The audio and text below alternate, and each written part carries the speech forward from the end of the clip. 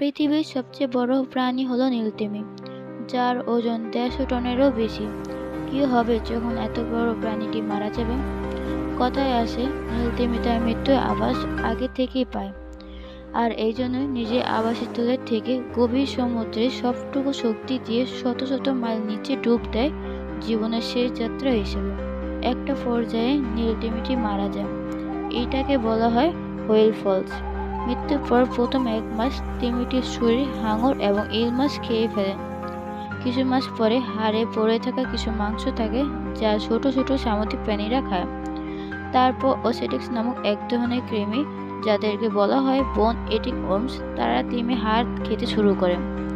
তারা হাড়ের মতো ছোট ছোট গর্ত করে কোলাজেন এবং চর্বি খেয়ে ফেলে।